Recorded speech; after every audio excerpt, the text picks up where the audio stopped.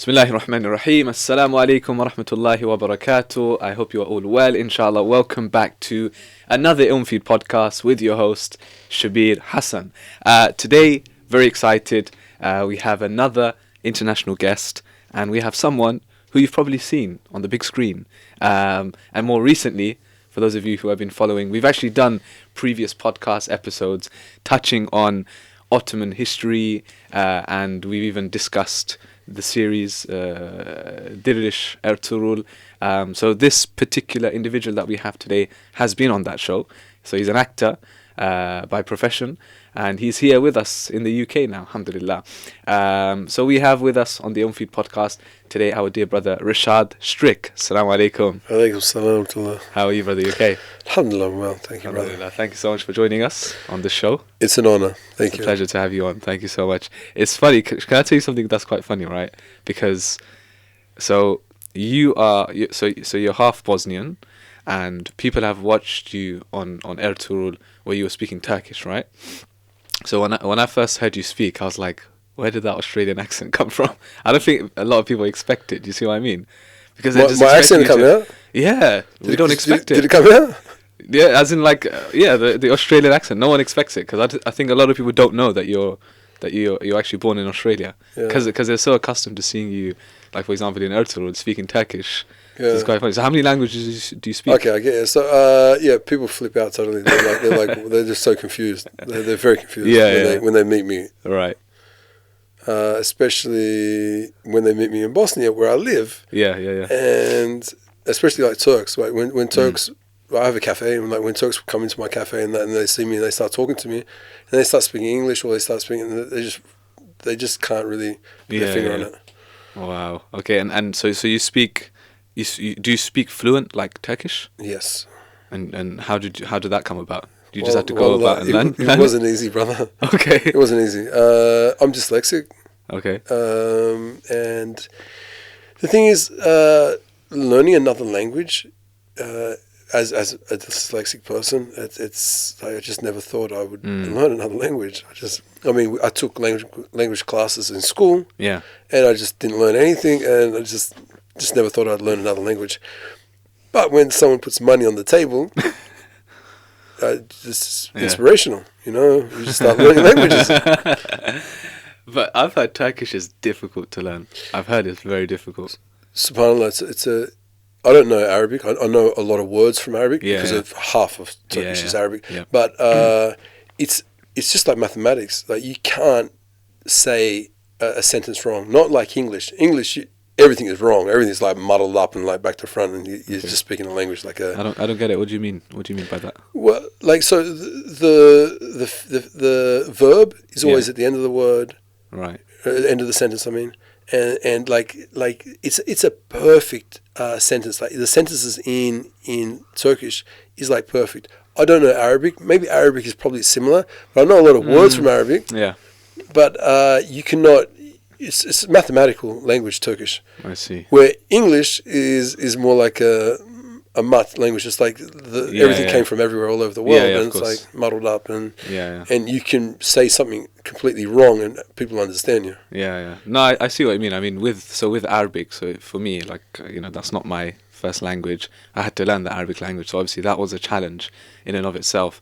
But there's actually so many similarities between Arabic language and Turkish.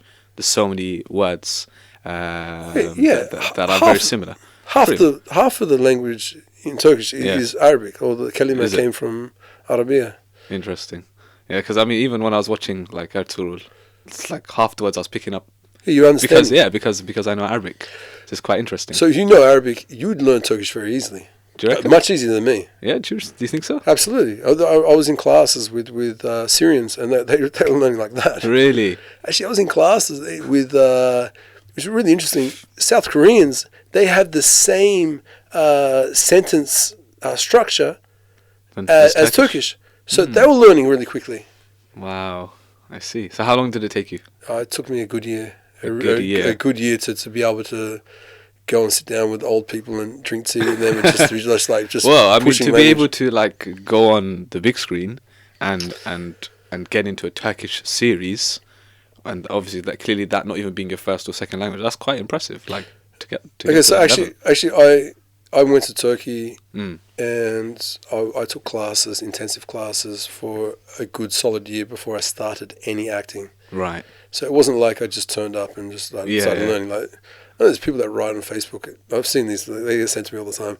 Oh, Reshad Strik didn't even know a day of Turkish when he didn't even know a word of Turkish when he arrived on the set of Ertugrul. And so we all have a chance. It's not over, you know. I'm thinking, you guys have no idea what I went through. They use you as like a motivational quote, basically.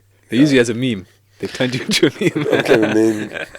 Alhamdulillah. Well, it's interesting to hear because, to be honest with you, I didn't even know you were Bosnian, half Bosnian. I thought you were Turkish, actually. Going back, like when I first came across you, so it's interesting. And we'll talk about Bosnia because obviously I went there recently as well. You're based out there now. You've got your own cafe there, which is funny because we didn't get to meet in Bosnia. We did message each other. We were like, let's meet in Sarajevo, and we didn't get to meet, but alhamdulillah, here you are now in the UK on our turf. In your podcast. And on the podcast, exactly, alhamdulillah. Perfect. One thing I want to speak about is, okay, let's start with this whole acting thing. Where did that even start? Like, because a lot of kids growing up, they always say, right, like, yeah, one of the things I want to become is an actor. Mainly because I guess that's what they see on the big screen. They see it in Hollywood. So everyone has this aspiration, I want to become an actor, I want to become a singer or something like that. When did things become serious for you? Where you were like, yeah, you know what, I want to get into acting? So growing up, I was. It's a really long story. It's not an easy story like how you became a hafiz and a scholar. It's a long story. Okay. You know, so I guess I really loved acting at a small age, and it's like 1 and 1 together that there's a huge gap where there's no Islamic content. As a kid, I was watching the film The Message on a daily basis. I knew that was like my basic Islamic knowledge was just coming from The Message. Like I wasn't listening to anything else. I was just like The Message, that and some Ahmed Didat books and things like that, and some Tabligh Jamaat and when I was a kid. But that was my basic Islamic knowledge. In Australia, because there's not that many Muslims where I grew up in Australia. I was the only Muslim in my school, basically. Me and my brothers were the only Muslims in our school. Yeah. Right, so I just knew that I wanted to do something. I knew there was so many amazing stories, and I just wanted to get into film, cinema. And when I graduated from university, when I graduated from high school, my mother was like supporting me. My mother's a convert, and she was supporting me. She's like, you know what, do it, just keep it halal and do it. And it was really hard going through university, trying to keep things halal. You just think about drama school. Drama school is just like, this is the biggest shaitan ever, you know. Alhamdulillah, I got through drama school without kissing one girl. Wow. You know, that's a huge compliment. And is that supposed to be a big achievement? Like, brother, because I have no idea about drama school, yeah. So drama school. So yeah, it's a big achievement, brother. Yeah. I pat myself on the back. Fair enough. All right. So that was drama school. Yeah. So after that, I graduated and I got an agent. I started working as an actor. Ended up going to Hollywood and working there as an actor. Then later, for some reason, I just wanted to go to Bosnia, where my father was from. Ramadan was coming up, and I just booked my ticket. Hollywood. You want to talk about Hollywood? Oh yeah, 100%. I mean, wait. Let's go back slightly. Let's go slightly, right? So you literally graduate from like drama school, and then you get yourself an agent. I'm just trying to like figure out the steps. Yeah, so you get yourself an agent. So what happens in drama school? You go to drama school. You do a bunch of plays. You study all kinds of things like voice. Right. There's all different types of voice theories. You know, methods of improving your voice, improving the vibration of your voice. So if you want to be a theatre actor, you want to study things about projecting your diaphragm, you study things about phonetics, You know, articulation. You do all kinds of voice exercises, voice warm-ups, things like that. I mean, university is pretty hard. Then you have movement. You'll study things like the Alexander technique, you know, trying to center yourself and always be centered. And that's you do things, yoga, tai chi, all this sort of stuff. Drama school's amazing. I really loved it because it made me a centered person. You know, it really just got rid of all these little. I had little. Everyone has like an ism, right, or something like a tick or something like that. They're doing always. And drama school really just you just shave all that, because in acting, when you're building a character, you want to start from zero, and so you want to be as neutral as possible. And so drama school is good for that for me, because growing up in Australia, when you have articulation is terrible. Australians is like talking to the ground all the time. They're like, hey, you know, they're like it's just a lazy culture, and like, and their articulation is terrible in Australia. When they ask a question, at the end of the question, it always goes up. They're like, "Do you want something?" Like, "Do you want something?" It's like they speak like that. You know what I mean? It's crazy.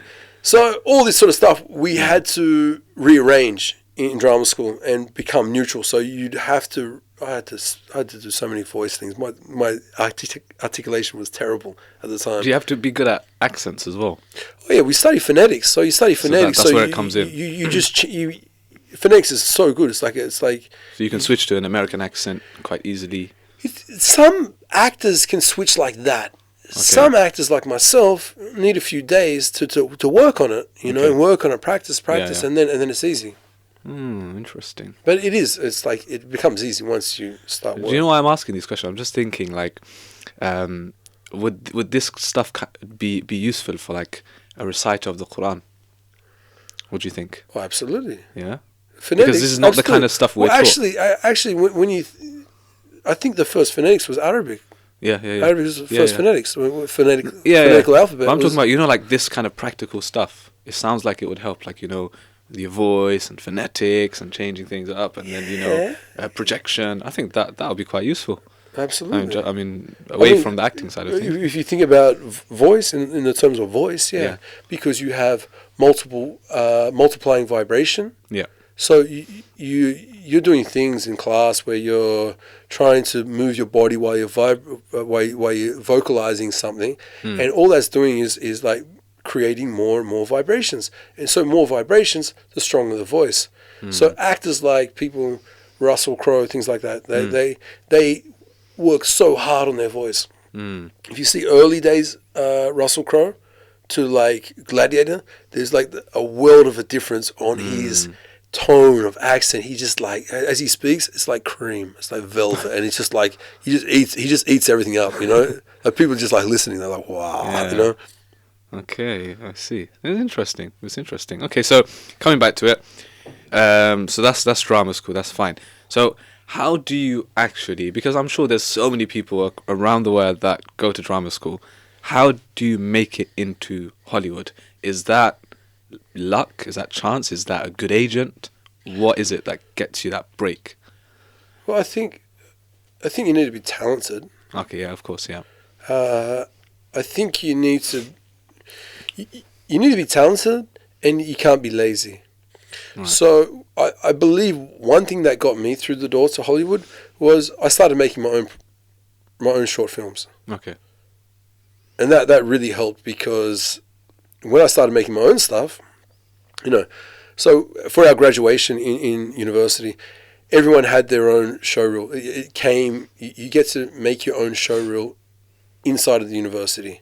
But what I did, I went outside the university, I rented a horse, and I did all these like cowboy stuff, and I just made like an amazing show reel. Right. So when it came time to show all the agents, you know, when we're showcasing, I definitely stood out. I got a really good agent in Australia, in Sydney at the time, and then I started getting offers on TV, and so it's like you need to be creative. You need to do more than everyone else, right? If you want to succeed, because it must be super competitive. Oh, it is. I mean, everyone wants to be a star. Yeah. Everyone's dreaming about being a celebrity. Yeah. Everyone's. That's what I'm thinking. Everyone wants to be the modern day king. It's like that's basically what it is. Yeah. So a lot of hard work. You need to be talented. Again, I'm asking because a lot of actors, you might see that they're getting their breakthrough quite late on in terms of their age. Like they're like 40 and then they get a breakthrough. So do you see what I mean? They get that big breakthrough. So why would that be? Is it because that they just, they weren't working hard enough, or what is it? Again, it's just luck. No, it's not just luck. I think that they because they're talented. That's the thing. Talented. They were always talented. There's a lot of talent out there. Yeah, that's not the point. I think there's a lot of talent out there. What I'm trying to say is that these people, they just didn't stop. They persevered. They kept going. They kept going. They kept going, and they played all kinds of roles. And then finally, they got that one breakthrough role, and it just happened for them. And next thing, they're okay. So Hollywood, you made it. You made it into Hollywood. It's not an accomplishment. It's not. No. Well, this is why we're discussing it, because for a lot of people sitting at home, listening, watching to this, they're thinking, that's the dream.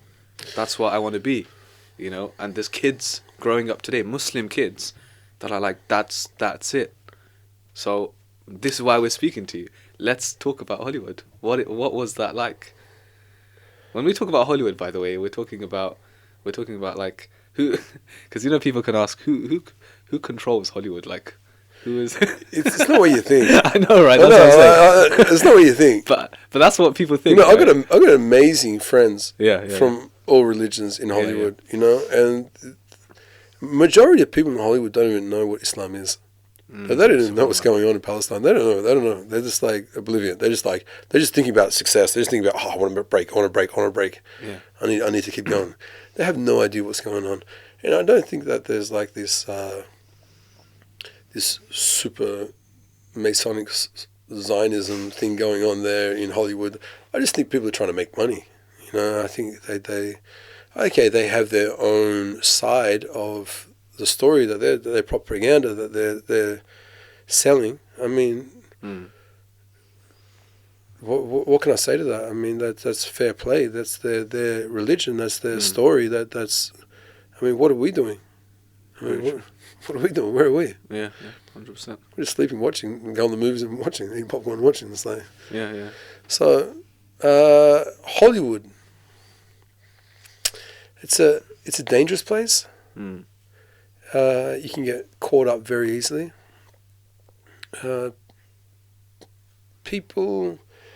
Majority of the people in this world don't know why they're here or where they're going, and it's very easy to get lost in Hollywood. Alhamdulillah, I always had Deen to come back to, and Deen is one thing that got me out of Hollywood. I was living with a friend there, and I just started reading more and more Quran, and I was like, I could have stayed there. I had big offers to stay. That was one offer, was for a TV show you might know. It's called Spartacus, and I went through 6 auditions. I was going in weekend with the director, the writer, the producer, like everyone, and then I was supposed to sign. I was going on the telephone with my manager and agents and that. Signed to take the lead role. Yeah, it's a lead role for Spartacus, and the contract was awesome. It was awesome. It was like a dream role. I was like, yeah, Spartacus fighting and all that. I love that stuff, Yeah. Who doesn't? I mean, growing up, I got 3 older brothers. We were sportsmen. We love that stuff. So what happened with me was we were going through the contract, and the lawyer mentioned full frontal nudity, and he's like, ha, but you're okay with that, aren't you, Reshad? Ha, ha. And I was like, what? I was like, what's going on? What do you mean full frontal nudity? And then we got off the phone, and I called him back, because I was embarrassed to actually ask about it. So I said, what do you mean full frontal nudity? What do you mean by that? And he started explaining, let me call them, the network, Stars, Sam Raimi, the Stars network. And he ended up calling me back the next day, and he said, okay, so they've referenced Eastern Promises. And I don't know if you probably never watched that film. It's like it's actually an English film based in England. The Russian mafia, where Viggo Mortensen he's playing a Russian guy, and Naomi Watson, and he ends up going to this Albanian spa, and he's like hanging out there, and then these Albanians come and get him, and he's rolling around naked, and like you see everything, and wow. it's like, and they reference that for you, and they reference that as that's how naked they want me to be, and I was just like, I can't do that. I was just like, I can't do that. So I've never done that before in my life, and I've never done that in drama school, and I've got all this weight, and I was like, I can't do that. I said to him, no, I'm not doing that. And he was angry. The lawyer was angry, and then we had a whole conference call again about that. And I mean, this is a sort of repetitious thing that was happening with me in Hollywood. It wasn't easy. To get a role that was halal is not easy. You know, so ended up saying no to it. And they were all gutted. Like, my agents were gutted. My manager was gutted. My lawyer was gutted. They were all like upset. And I was like, Nasib, I called my mum. She was really proud of me.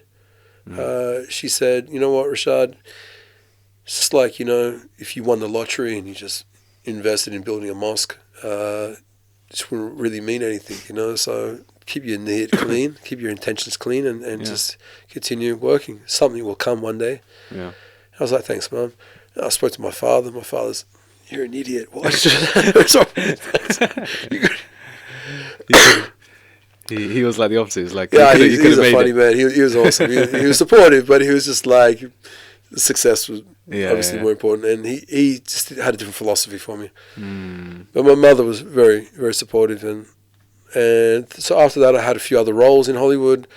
But I kept getting these big roles, and everything was like sex. Everything was like, it's like, that's Hollywood. It's like, sex sells. Obscenity and all these things. If you look at anything that's a commercial, there's a woman there, probably a naked woman, and that's what this world is about. Sales. For literally anything now, like to sell a car, to sell, you know, like a mobile phone, to sell a perfume. It's got nothing to do with, but they make it. You know, it's just hypersexualized society, isn't it? It's what we're living in. I actually thought about creating some sort of association about anti-sex, and I was like, you know, anti-sex because all the stories in Hollywood is all about that. It's all about sex, or it's all about fantasy. And I used to like fantasy. I was like, I kind of was okay with it. I would watch Harry Potter, watch all this sort of stuff until I met my wife, and she just gave me a big lesson on that, and then I freaked out, and I was like, you know what, she's right. I was like, all this stuff is like useless. It's just like, it's just taking you into like another realm and just wasting your time. Yeah. So actually, I don't watch any fantasy anymore. So how long did you spend in Hollywood in total? So I moved there at the very start of 2006, and I left near the end of 2010. So that's like 5 years. Okay, 5 years. And in that time, how many big kind of roles did you land, or big films were you part of? I did a film called, my first film. You know, I did a few bad things. I did so many stupid things, and like I did a Fox Studios film called The Hills Have Eyes Too. That was a really good experience because I got to go to Morocco to shoot, and I was filming with a great German director, and also we had Wes Craven. I don't know if you know who Wes Craven is. He's like this superstar, Nightmare on Elm Street, Scream, all that sort of stuff. So, and it was his production. So he came, and it was awesome. It was really good. It was my first Hollywood film, studio film. After that, I had my own main role in another horror film from the writer of The Ring 2, and that was called Don't Look Up, and we filmed that on the Universal lot in Universal Studio City, California. After that, I did a film called Newcastle. It was an indie film, an Australian indie film. It's very close to where I grew up. So so not Newcastle here in the UK. Not Newcastle. Actually, it's kind of like based on the same sort of city. I mean, Australia has all those little towns based on Mother England. So like New South Wales is like all these little. So I did this role called Newcastle, and that ended up premiering at the Tribeca Film Festival. And I just did a bunch of other little things, and it was awesome. Okay. So, good 5 years in Hollywood.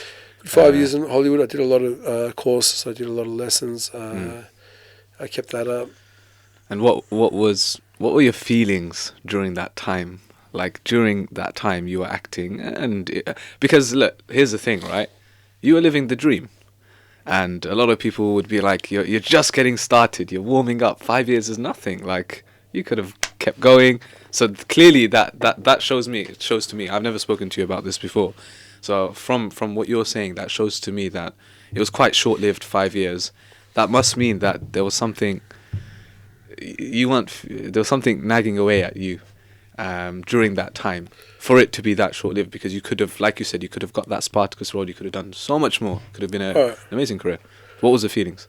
Okay, so work's not a problem. I just always believed rizq will come from Allah. Yes. So I was firm on that. And I didn't care about my career. I just didn't care. I had the best agent in the world. I had the best manager. I had the best everything. I had everything laid out for me. And it was quite too good to be true. And it's not easy to get that far at such a young age. I was 25. I was like, had everything there. Yeah. I really wanted to get married. A young Muslim living in a society where everyone is almost naked. I was like, I need to get married. Right? It's just a protection for me, where I just time's running out. I'm youth. I was thinking about youth. I was always taught about, don't waste your youth. Problem. Someone said, don't waste your youth. You know, your youth is so important. So I just knew I just needed to. I don't know. Hollywood is an amazing place for work. There's so many opportunities there, but for me, I just had to get out. And my wife, when I met my wife in 2009, we were planning maybe to move to LA. And I was like, nah, I don't want to live here. I was like, I'm out. So we ended up moving to Bosnia, and I got married in Bosnia. And that was pretty much it. I sold everything I had. I had so much stuff. At 5 years, I accumulated so much stuff. It was like I just had to sell everything. And I moved to Bosnia. You moved to Bosnia then after you got married. Yeah. And you've been there since. Well, actually, I had to wait for my wife to get her papers to go to Australia, but we just. I don't know, I think we're pretty complacent with that. I was just enjoying Bosnia. Okay. And then, so we stayed in Bosnia for a while, and then we ended up moving to Australia. And then I promised my wife when we were living, sorry, it's a boring story, but I promised my wife when we were living in Australia that I'd take her back. Right. Because the first time she was away from her parents, I'd take her back on a vacation to visit her parents. Yeah. On that vacation, visiting her parents, on the way back to Australia, we stopped in Istanbul.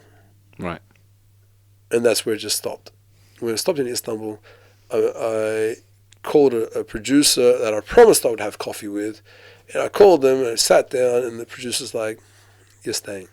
And I'm like, you're crazy. So this was just a stopover? It was just a stopover? No, it was like a 3-day stopover. We made we wanted to, on the way back to Australia, we wanted to see, go eat some food, see some Sultan Ahmed, just enjoy that a little bit. And this producer's like, you're not going anywhere, you're staying. Trust me. And I was like, this is a joke. I don't know Turkish. It's not going to happen. And he's like, trust me. Yeah. I was like, trust me, you don't know me. So we started having meetings, and literally every meeting we went to, people were throwing offers at me. And I'm thinking, these guys are idiots. They're crazy. I'm thinking, why do you need me? There's so many other good-looking actors here you can take, models, whatever, for your TV shows. Like, you don't need me. And they're like, yeah. I'm thinking, so I had to go and tell my wife we're staying. And I met up with my wife, and I was like, hey, so what do you think about staying in Istanbul?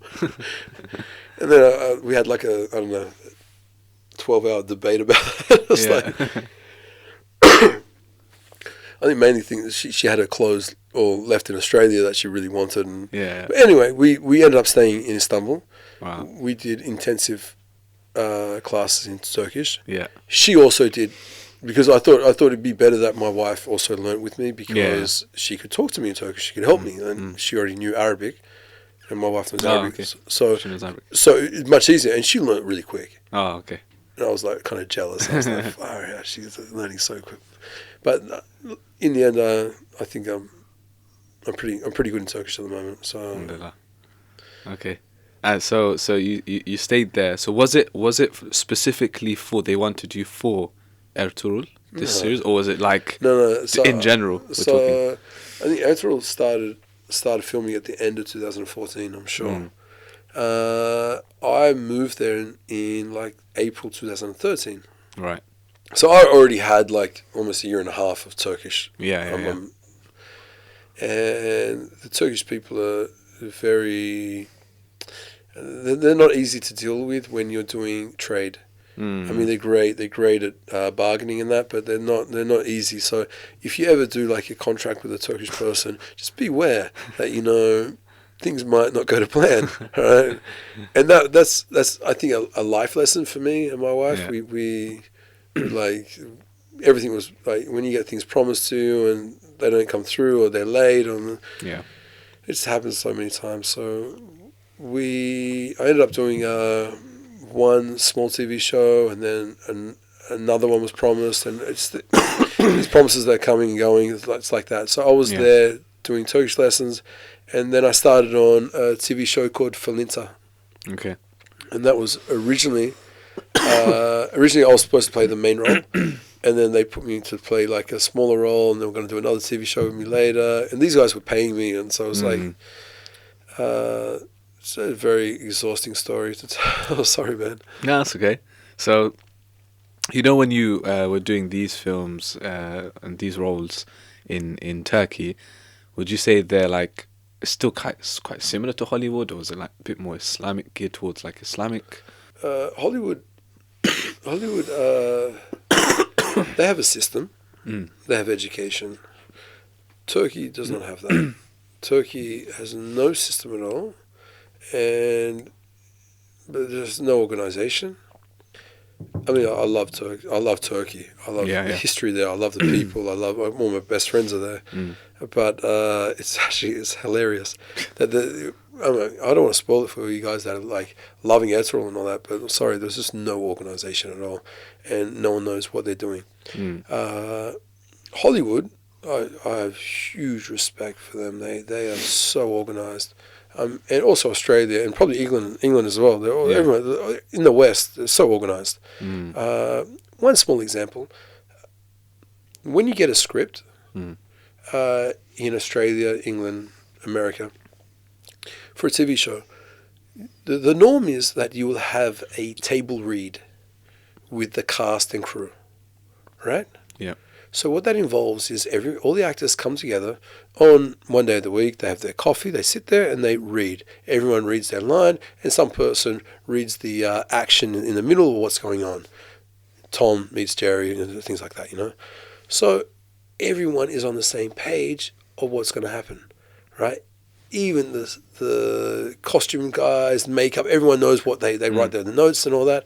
And they usually do this table read about 1 week to 2 weeks before shooting commences. In Turkey, there's not just no table read before they start shooting. There's not even a script when they start shooting. All right, so they just have sometimes they have a script, sometimes they're just still writing it and they're rushing it and like that.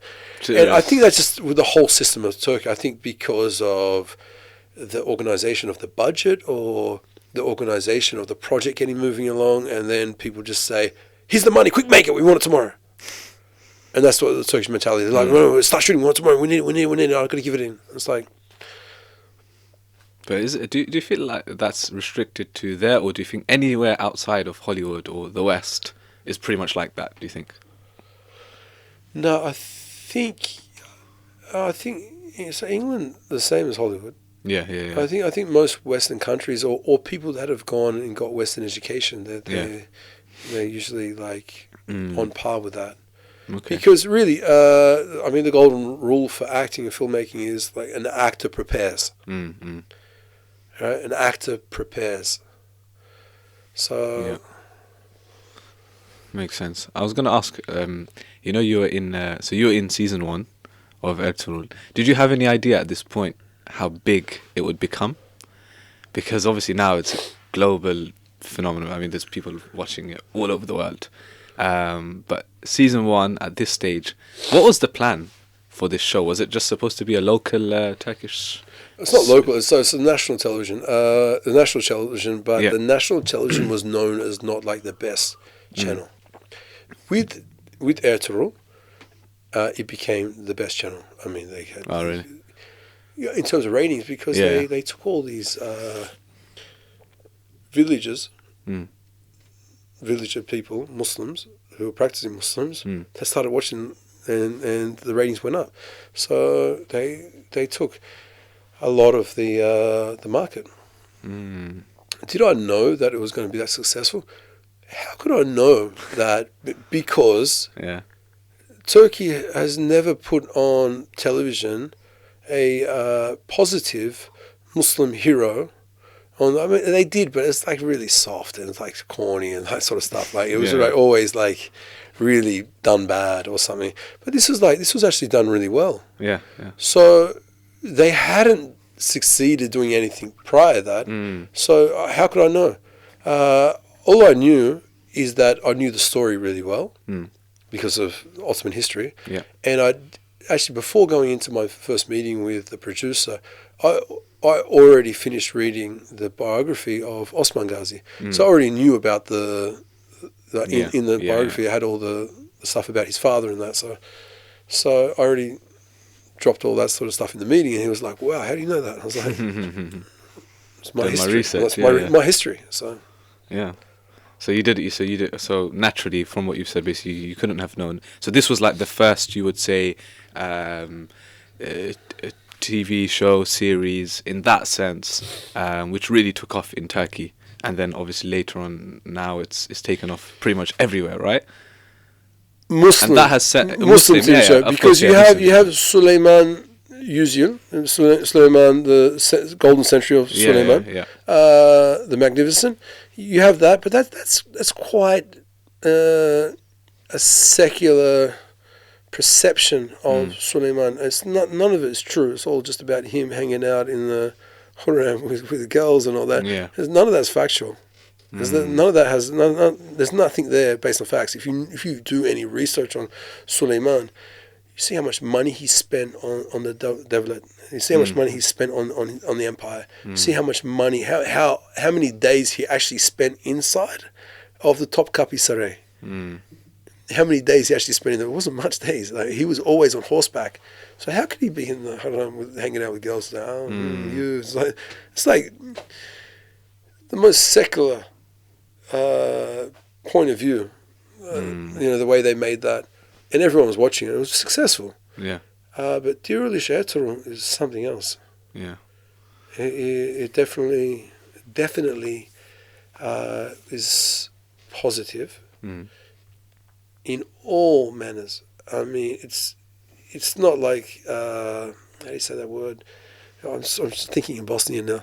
So how do you say that word? Like offering. How do I say offering? Like in your face, but disgusting in your face. It's not like that. It's like very, very pleasantly portraying Islam. So yeah, no, I think a lot of people got that same feel from the show. Obviously, your particular role, it was interesting in season 1, which is that you were playing is it Claudius? Is that how you pronounce it? Claudius, who was Crusader? Yeah, Templars Knight. Templars Knight, and then converted under Ibn Arabi, becomes a Muslim by the name of Omar, and then eventually, obviously, martyred. In the show, is that just a new character that they introduced, or is that? No, so I was supposed to go on. I had my Alp uniform and all that. I was supposed to go on, but I had problems with the main actor, and things just didn't go well. So I was obviously just booted out, and that was okay. I had other jobs, so but I really loved my character, and I was quite sad to leave because. the character that I portrayed, it's like finally I get to play a Muslim. After all these years, I was like, alhamdulillah. I was like, well, I got to play like after that. We did like a fragment for Musab ibn Umair. Okay. And we filmed that in Konya. It's in one of the areas in Konya, and they had the Kaaba there, and everything was beautiful. Like, they got the beautiful set there. This is another Turkish. There's another. We did like a fragment for that, and that didn't end up getting made. But okay, and let's ask you a slightly different question. So we've heard about now Hollywood. We've heard about Ertugrul and your experiences acting. And obviously, you said that it took many years for you to finally land this role where you could play a Muslim, right? So my question is that there's a lot of people, like we already said before, want to become actors, want to become stars, want to get into this kind of stuff, or they want to even make it into the mainstream, right? Let's say, for example, I'm presenting on Ilmfeed. Let's say I have aspirations. One day, I want to be presenting. I don't know. I want to be the next Tonight Show, right, with Shabir, something like that, right? Where I'm going to be inviting all these people. Let's just say, for argument's sake, right?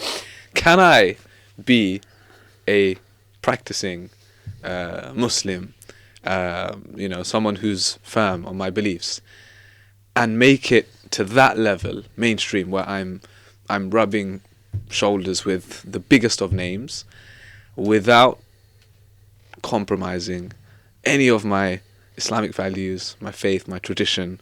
Do you think it's possible, having been there? I would like to see it possible. Yeah. I just like to see it possible. But unfortunately, up until now, has it been possible? Has it been possible up until now? I don't think so. So let's say no. It hasn't been possible. So still, I'm positive in believing that the future holds something for that, for some sort of. I'd just love to see. I'd love to see that, and I believe that there's so much stuff to be done in media. Not just films and TV. There's all kinds of media that we Muslims are lacking. We all worry about other jobs, but media is so important. I just believe that I'd love to see that. So do you have? So what do you have in your mind? Like, give us some ideas, because that's ideas. What I want to do, or what I want to see. No, just in general. Like, what would you like to see Muslims doing differently in the media? Okay, so first of all, I'd like to see think tanks. I'd like to see think tanks of Muslims having their own think tanks with throwing out ideas, because we have no idea, right? And everyone thinks they're like more important than each other. It's just like we're just moving nowhere. It's like, I mean, okay, not to be negative to you guys, but we've had radio stations for how long? I mean, I remember growing up, we had Islamic radio stations. Yeah. And we're still there. We're still just at Islamic radio stations, you know what I mean? And newspapers and stuff like that. And I'd like to see more content. I definitely think that, this is TV shows are so important. Documentaries are so important. I mean, there's so many great things in the world that we aren't uncovering. Asian history, so important. I mean, you guys have so many heroes and mullahs and things like that our generation don't even know about, that we haven't even discussed, and you guys got so many great stories about heroes and things like that I'm sure that the younger generation don't know about, right? Yeah. I mean, that's our history. I mean, not just your history, but that's our history, the Ummah's history. So I'd love to see that sort of stuff, even on documentaries, just simple documentaries. So I like to look at history a lot, because I think we learn a lot from history. So Salahuddin, right now I'm preparing a script for Salahuddin. Right, I'd like to make a Salahuddin TV show, and I'd like to see that happen in the next year, and that I think is amazing, because Salahuddin is it's one of the major people in the last 1,000 years. So, Yeah. I mean, there are things like short film competitions. I think we should do. I think kids need to be educated in media. I think kids need to go into it and study it. I think there needs to be mentorships designed. I think the scholarships need to be designed. I think that I look at mentorships a lot because myself going through Hollywood and going through everything I had, I didn't have one mentor. They always tell you in drama school you need a mentor. You need to find yourself a mentor. When I was in Hollywood, I had Colin Farrell as my mentor. Really? Right? So I'd call him up. We'd go have breakfast. Right? I had really good mentors. Right? So when you're coming up, it's very easy to get lost. If you have questions, you need to be guided. So you think it would help even with Muslim youngsters, kids, having a mentor who has best of both, basically, who can. It's the guidance. It's the guidance. You need a big brother. If you, it's just like having a sheikh, right? You have a sheikh. You're studying Islam. You need your sheikh, right? Yes. Yeah. 100%. Everyone needs an imam. Everyone, they have a question. You're going to go to the imam and ask him, right? Yeah, definitely. Istishari. 100%. That's interesting. No, I think you're right. There's a lot of areas where we as Muslims, because the thing is, there's a lot of talent in the ummah. There's a lot of talent. We have Muslims who can produce videos, who can, act, who are creative, who are talented. But I think what you're trying to say is we need to kind of direct that, and we need to kind of organize it better, rather than just one random idea here, one random idea there. Because, going back to this whole discussion on Hollywood, you said it's very structured, very organized. So you're saying that we need Muslims to do... They have a system. Yeah. It's not just them. It's like, I mean, with everything they have a system. Yeah. The Western world has a system. Right? They have a foundation. They have a system. It's a structure. Yeah. You do this, you get there. Right? So for us, I mean, it's the biggest problem for us Muslims is that we start off, especially going into acting, we start off with a clean niyat. We go into acting school, we go into drama school, university. You have no Muslim friends. You're surrounded with these people that are just doing everything under the sun, and you get lost in it. And all you're thinking about, I just want to have a clean niyat and do good so I can make my own Islamic production one day or something like that. I want to be a Muslim actor and do Muslim films and stuff like that and tell Islamic stories and things. But unfortunately, you get surrounded, you're eaten up very quickly, and then next thing you know, you're lost. You're lost. So that's why you need a mentor, right? That's why you really need someone to say to you, okay, step back, do this, do that, watch this, watch that, read this book, read that, go watch this play, go meet this person. You need someone it needs to be structured like that. Having a structure. And what do you think about having the need to have like an Islamic production, like a major film? Has it been done? Like a major film that is an Islamic film, in other words, that's hit the screens in your knowledge? In my knowledge, I really like the series Omar. Omar series, yeah. I love that. Yeah. There's Dirilish. Yes. What else? I mean, we're running out of ideas already. So in how many years? Yeah. We Muslims must. I mean, because the message was what? What, 74? What was that? What year was that? Yeah, I mean, no, not 74. That was around 70. It was decades before I was born. I know that 70 for sure. something. No, because I remember my mother and father went to the cinema and watched that. And my mother was like confused, like, why are the Arabs fighting the Arabs? Why are the Muslims fighting the Muslims? She was just like, yeah. And we had one of our close brothers from here, from Birmingham. Who did Birmingham, London. I can't even remember now. I think it's London. One Day in the Haram. You heard of this film, where he goes out in the Haram in Mecca, films it. So that got to the cinema, but that's not a film. That was a documentary. Yeah, documentary. Yeah, that was a documentary. But yeah, other than that, really, to be honest with you, the ones that you mentioned, which is Diriliş, which has done well, Omar series did very well. But there's nothing. I mean, there was the cartoon, the Bilal one. Bilal one, Yeah. So there was that, but I mean, so you have certain things you need to tick boxes off in, as in Hollywood, like Hollywood style things. Yeah. You can't just become a filmmaker. So you might be a sheikh, and you're like I say, like an Arab Gulf Khaliji sheikh, and your father's like a billionaire, and say, "Oh, I want to be a filmmaker," and you make something, and it's a piece of dirt, and no one's going to watch it, and all that. That's our ummah right now, right? That's what we're doing. We're just like throwing money everywhere. We don't know what we're doing, right? So we aren't reading or going through theories on filmmaking. Yeah. All right, so once we start going through that, the theories of how to write a script, the golden rules of what you need inside of a script.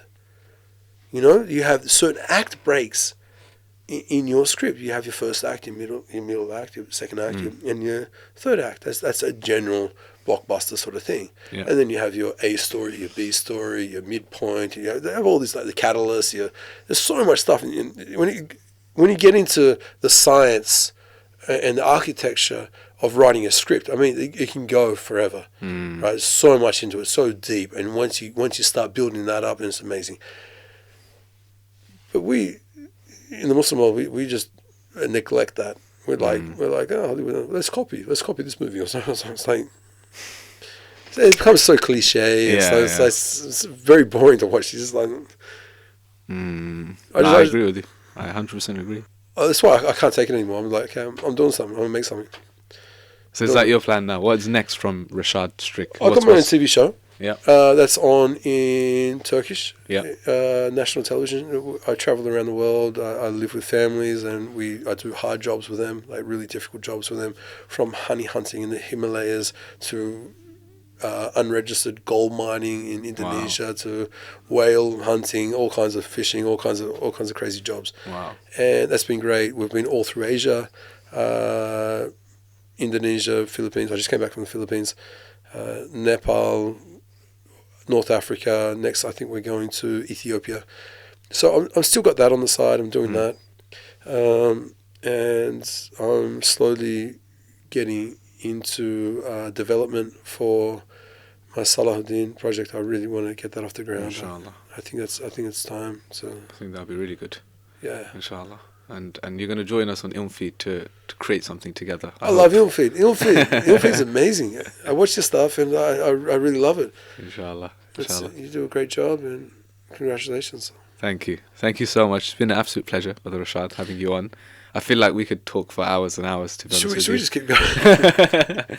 But we'll have to cap it. But yeah, honestly, I think it's amazing, the journey that you've been through. It's been very insightful. There's a lot to learn from people like yourself, and inshallah, we hope that you will spearhead this next movement, where there will be a lot more productions, Islamic films. Inshallah, we hope to see a lot. Inshallah, I would love that. I just want to add one more thing. Yeah. When you were talking about what could we do, yeah. I really believe education. Education, I touched it, but I didn't really talk about it. So education in terms of, could be master classes or things like that, just introduction classes and things like that, in terms of getting people to be introduced to acting, filmmaking, that sort of stuff, because that's a really hard one. Okay. So we need these types of classes, but run by Muslims? Is that what you're saying? It doesn't. Run by Muslims would be good, because if we want to start our own industry, then great. Schools, classes, all that sort of stuff. It's really important. Well, there you go. There's an idea. Anyone you never know who's watching and listening right now, they might be the one to hear this podcast and get something started. Inshallah. Jazakallah khair, Brother Reshad. Honestly, really appreciate it.